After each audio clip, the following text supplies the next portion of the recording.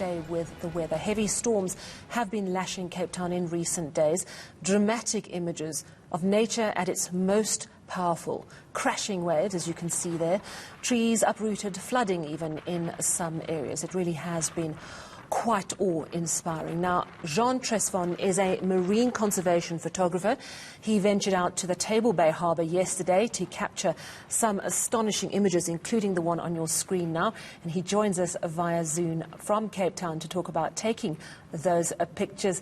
Good evening, Jean. Thank you very much for your time. I mean, it's an extraordinary image that we've just played there. You've got some very beautiful pictures which you're sharing with us. And let's just put the first one up, and that is the one of the waves crashing and people taking photographs. And I have to ask, as we look at that picture, exactly how much danger were they in? And by extension, you.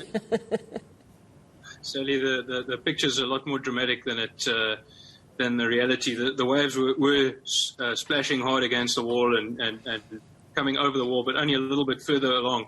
Where those people are sitting, they were quite safe. They were only in danger of getting a little bit wet at the worst.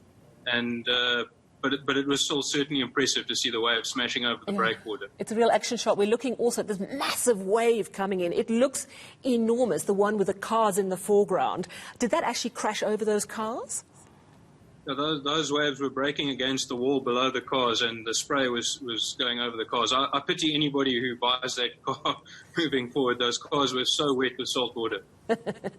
You also took a beautiful shot of people playing in the foam, and in fact, it looks like it was people who'd been taking photographs. That photo, please explain what was going on there, because clearly they're not underwater, but are they completely covered in foam? What's happening there?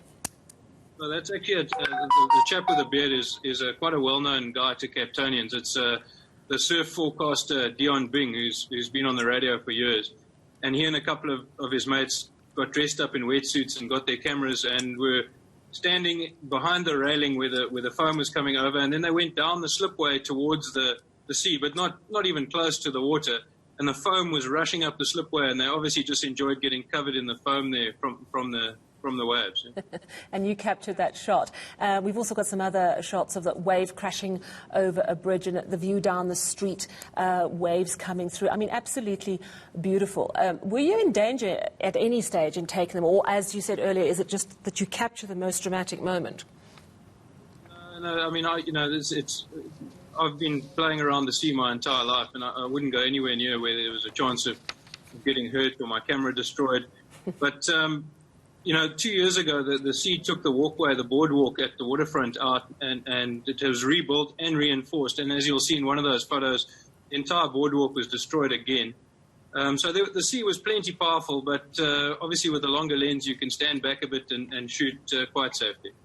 You also do underwater photography and aerial photography in the Cape area. So I would imagine you're very attuned to the Cape coastline and what is normal, what is not normal. We know Cape Town's called the Cape of Storms. Is this a very normal occurrence and you just got extraordinary pictures, or is this something out of the ordinary, the storm?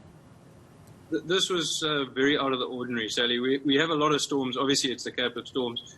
2 years ago, in 2017, we had what was described as a 1 in 30-year storm. And this one was actually, just 2 years later, was even bigger.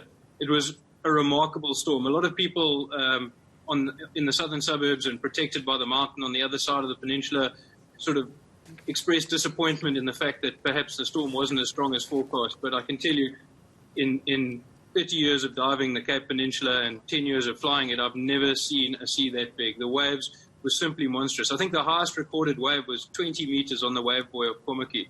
It's an astounding size that the sea got to.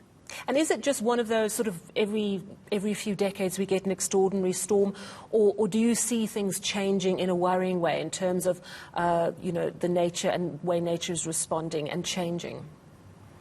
Look, everybody, well, not everybody, but quite a few people commenting on the photos have asked the question, is this from climate change or is this a weather change?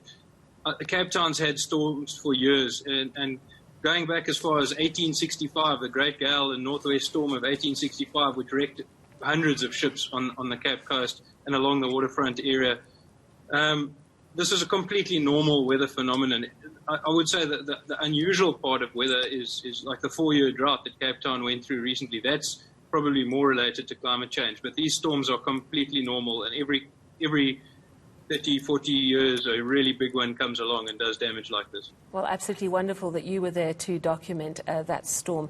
Incredible images, and thank you so much for sharing them with us and explaining the stories behind. That's Jean Tresfon. He's a marine conservation photographer.